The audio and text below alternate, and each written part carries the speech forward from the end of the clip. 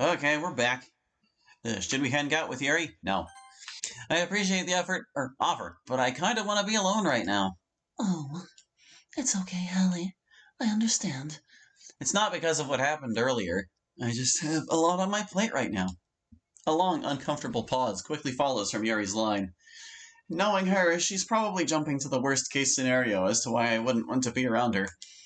Although, I guess from her point of view, it really isn't that far-fetched. As I said, I'm not mad at you for what happened yet earlier. I know, Hallie. I believe in you. There's another pause between us. It's really hard to say if she brought it on or if she bought it or not, but I guess I'll have to take her at her word. Well, I need to get going. After all, I need to leave as soon as possible before the preserve closes. All right, I won't keep you any more than I have to. Two words then. Have fun, Yuri. I'll see you tomorrow. All right, goodbye. Bye. Yuri disconnects the call.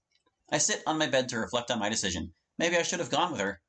Some face-to-face communication probably would have helped better resolve what happened earlier. After all, she did sound like she wanted me to come along with her, and maybe spending time with her would have helped confirm my interest in her. Well, on the bright side, at least I'll be alone to try to sort my thoughts out. I spend what must feel like hours simply staring at the ceiling and trying to grasp my emotions for the others. I think back to the questions Monica told me to ask myself, but I'm not finding myself being able to answer them in a satisfying way. Maybe I should focus on something a little less draining. I should have some homework to keep me busy. I get up on my bed and go dig out my homework stash from my backpack. Well, at least I'm doing something productive. I sit down at my desk and begin reading over the questions. Well, I thought I could skip. Apparently, I guess it was just showing for no reason. Despite my thoughts and emotions distracting me every few minutes, I was able to eventually complete all my homework. I pack all my things and lay on my bed, getting ready to finally fall asleep. I ended up feeling more conflicted than ever before as I did my best to try and gaggy my feelings. I seriously regret not going with Yuri to the nature preserve. She sounded like she really wanted me to come. And maybe spending time with her could have helped confirm our feelings for each other, like I said in the previous scene. Not going with Yuri also probably hurts my chances of getting with her, too. She probably thinks I'm still mad at her for earlier. Not to mention, my concerns about her haven't gone away either. I still don't know if she actually cuts herself or not. And I still got to figure out what to say to Natsuki. I mean, still have to figure. I should just worry about this tomorrow. I could use some good sleep for once. Hopefully I don't have another horrific dream. I shut my eyes as I uneasily drift off to sleep, praying for nothing to happen. But something will happen. The next thing I know, I open eyes. Not my eyes, just open them, to see almost total darkness in front of me. There's no sight of my bed, my room, or anything. As I'm already standing upright. Upright, actually, one word. I quickly realized that I must be dreaming again. Maybe it won't be so bad tonight. You just don't listen, do you? The same familiar voice angrily screams, making my ears sting in agony. I try to move to cover my ears, but my arms remain locked by my sides, forcing me to simply just wince in pain. I guess I stand corrected. I just don't know what's with you. I don't understand why you continue to pursue the most unstable of us all. Yuri is completely insane. She hides it well because she wants to earn your trust so that she can kill you, or worse. You saw how she was so willing to kill herself for her enjoyment. Do you really want a girl like that? She's a freak, Hallie. All your suspicions about her are true. Now, thankfully you didn't spend more time with her today. But she'll be still left craving you. She'll destroy everything in her path to get out of here if she ever learns the truth about this place. It's time for you to see that. I'm immediately jolted awake. I sit myself up, panting as I feel cold sweat trickling down my neck. I can feel my body trembling over the whole ordeal I just experienced. What? What was that all about? I hopelessly ask to myself. I do my best to wipe the sweat off of my neck as I look at the time. 2 a.m. This is the third night in a row this has happened. What is happening to me? Am I really going insane? Whatever that voice wanted, it clearly didn't want me being around Yuri. It's been harassing me this entire week to stay away from Yuri. Maybe I should stay away from her to see if these nightmares go away. No, that's ridiculous. There has to be a plausible explanation for this. Suddenly, I hear the sound of several things falling down. It came from downstairs. and judging by the sound, it sounded pretty serious. I should probably check it out. I slowly get out of bed and creep downstairs to investigate, careful to avoid making any sound. I arrive downstairs, but I'm unable to see anything due to the lights being off. Adjusting my vision to the dark a little, it doesn't seem like anything heavy fell over. But something doesn't feel right. Words, man. Okay, no, I did catch it in time. I glance over to the kitchen area to see an outline of something or someone. I nearly scream in horror, but I quickly cover my own mouth. I squint my eyes at the dark figure, which seems to be standing right by the kitchen table. Is that Yuri? Maybe I'm just seeing things. I slowly move my hands to the light switch and flick on the lights. The lights come on, revealing that there's nobody standing in the kitchen. I breathe a massive sigh of relief. For a second there, I thought Yuri somehow broke into my house. She isn't the type of person to do that. I walk into the kitchen right where I thought I saw Yuri standing. A quick look around shows that everything seems to be normal and there isn't anything displaced or missing. Maybe it came from the living room. Just for good measure, I grab one of my kitchen knives for protection, just in case there is an intruder in my house. I carefully walk into my living room, knife ready. Carefully looking around, I see that everything is exactly the way I remember it. Nothing's tipped over, nothing's broken, which is the good part. But something had to have made that noise. I scratch the back of my head in confusion. Maybe it came from outside? Or one of the neighbors is doing who knows what at this ungodly hour? Then again, this is a quiet neighborhood. I'm probably just imagining things. After all, I thought I saw Yuri standing in my kitchen. Maybe my mind's just telling me to get back to bed. After I put my kitchen knife back where I found it, I turn off all the lights and head back upstairs. Man, I'm going to have to talk to Yuri about all this. Granted, I'll be just adding on to her worries. Maybe I could use this as an extra push for us to both get some professional help. I have been meaning to suggest that for a while now, but I haven't ever gotten around to it. Oh well, back to bed for me. I slide under my covers and under my overs and resume my favorite sleeping position. Is it just me, or is my bed extra comfy now? Whatever. I'm done with questioning things for tonight. Good night, comfy bed. I begin to slowly close my eyes. However, as I'm doing so, I feel something to my left. I turn my head to see what it is. Good night, sweet prince. What the fuck? I'm immediately pushed off my bed. I land hard on my head as the rest of my body falls behind me, making my legs crash into my nightstand. I let out a scream of both horror and pain as my legs crash down onto everything on my nightstand and flop behind me. Gritting my teeth to try to tolerate the pain, I look up to see Yuri now standing on my bed, looking down at me with a sadistic smile. I'm about to start yelling at her before I realize her frightening new appearance. Oh, not appearance, sorry, it's appearance. Everything about her is different. Yeah, they inverted her. Her skin is a unnatural deep blue, while all her other features are a glowing light green. I quickly stand up to face her. Yuri begins to speak in a muffled, almost alien voice. Meet me downstairs. As soon as I blink, Yuri is gone. I'm immediately left feeling petrified. She just disappeared. Am I still dreaming? I slap myself in an effort to see, but I'm merely left with my cheeks stinging from the force of my slap. Ouch! Okay, I'm not dreaming. This is bad. I need to call the police. I look over to my nightstand, where I left my phone, but it's no longer there. The only other phone I have is downstairs. Shit! Wait, I could try escaping through my window and going to Sayori's. I run over to my window, and try to open my windows. But for some reason, they're jammed shut. So do I have one or two? Or this sentence, man. I step back and feel an ice-cold chill creep down my spine. I'm trapped in my own house. Maybe I can break the window. I look around for something heavy enough that could break the glass. But then I risk Yuri following me to Sayori's. I can't put her in danger. I guess I really do have to head downstairs. I grab one of my heavy textbooks for protection as I carefully head back down. As I walk back downstairs, I notice to see that all the lights are off again. Yuri? I call out into the darkness. What the hell is all this? What are you doing in my house? You know, you did leave. You turned off the lights. That's why they're off again. I don't get a response. She has to be here. But I don't want to turn on the lights either. She'll be able to see me. If I can't see her, she can't see me either. My entire body shakes with fear as I try to guess where she could possibly be. Well, she was by the table last time. Maybe she's there again. I'll turn on the lights and throw my textbook in that direction. If she's there, that should knock her out. I'll do it on the count of 3. 1, 2, 3! I flick the lights on and chuck the textbook at my kitchen with all my force. All my force? What? It ends up slamming into the table and falling onto the floor. There's no sign of Yuri in the kitchen. Where the hell are you? You should have checked out the couches, Hallie. What? Yuri's sudden appearance behind makes me fall backwards into my kitchen table.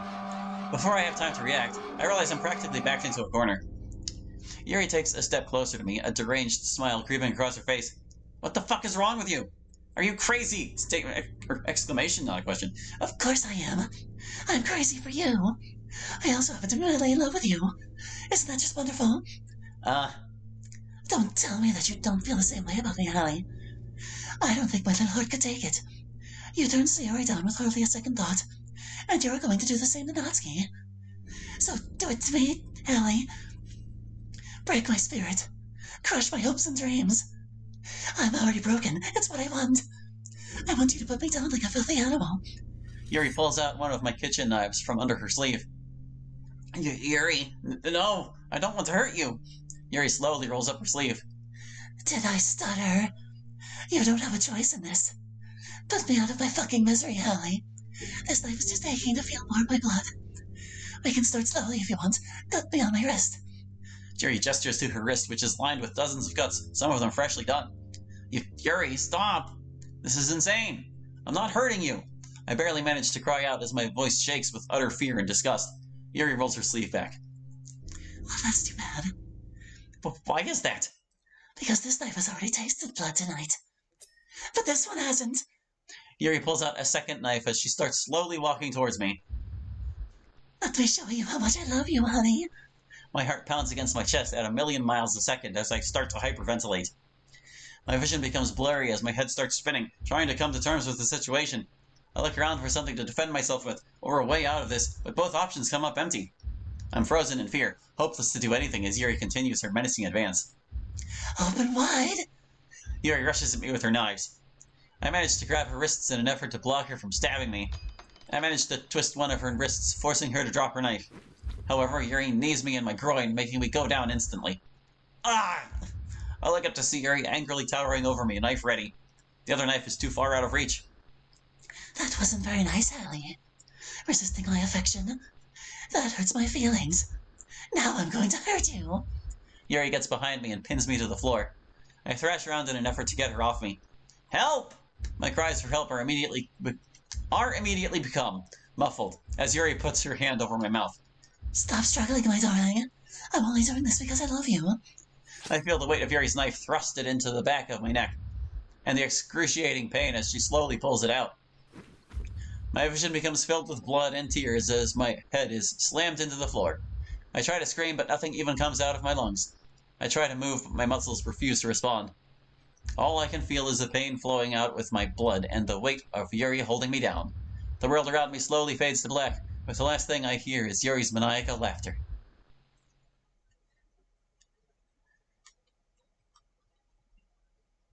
I slowly open my eyes. Better to wake up early than be dead, huh? I loudly muse to myself. Even though I'm pretty certain that it was a dream, I quickly check myself for any stab wounds. One or the other. Take your pick. Thankfully, everything is normal, and I let out a huge sigh of relief. And I'm not really that much closer to deciding if I really want to go for Yuri or not. I mean, I'm pretty sure she likes me back, but how will she react? Badly. Though I suppose I subconsciously rushed through breakfast out of fear that Yuri was somehow hiding in the kitchen again. What about them? What about what? Look, have you ever thought about seeing someone about your depression? There's a long, uncomfortable pause between us. Yuri lets out a sigh. It's crossed my mind a few times over the years. Why are you asking me this? Well, I don't think just me being around you is going to make your rain clouds go away. There needs to be a long-term solution to this. So I'm going to head to the doctor's this weekend. Why don't you come with me?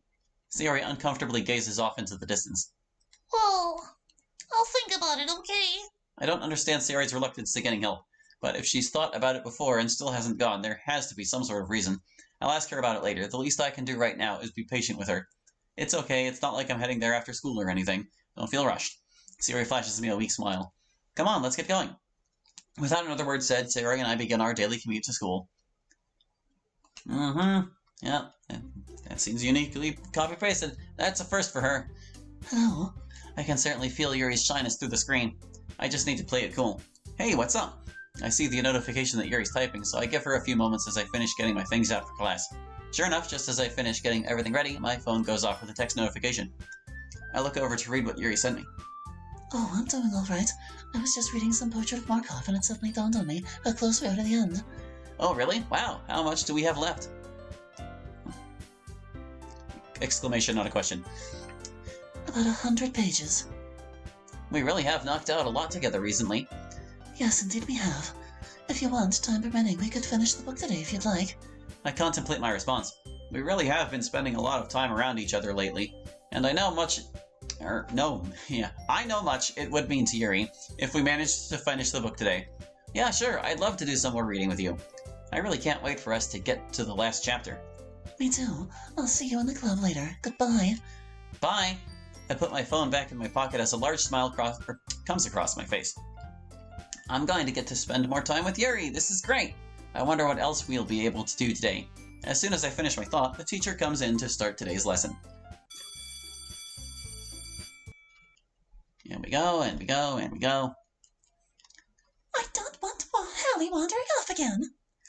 He's not going to wander off. Ladies, shut up. I know that we really haven't spent a whole lot of time around each other when you first joined. You were always around Yuri. And I think that's my fault. Why would you want to spend your time around someone who's always bitching about everything? Oh, you're talking about yourself. I thought you were talking about Yuri. Who's always mean. Yuri was always kind and gentle around you, and I wasn't. I sincerely regret that now. I put up a wall up around myself because I didn't want to get hurt. I was afraid of catching feelings. That's such a weird way of saying that. I still did. I was afraid that I'd never get the chance to really see if it was worth liking you or not. That I missed my chance because I kept pushing you away. And the more I saw you with the others, the more I felt left out. It really hurt to see you with Yuri on Tuesday.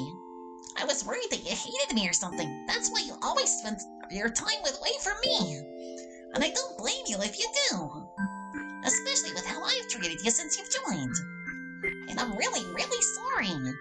But I still want to get to know you. You seem like a really great person. And the more I thought about you, the more I started to like you.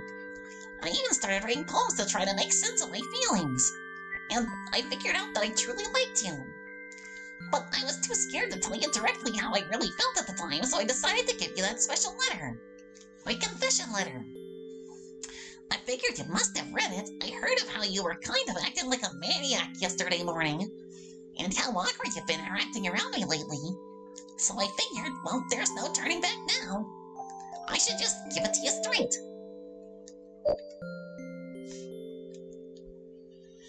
I love you, okay? What would Yuri say after I've spent so much time around her? She'd likely never trust me or any other guy ever again.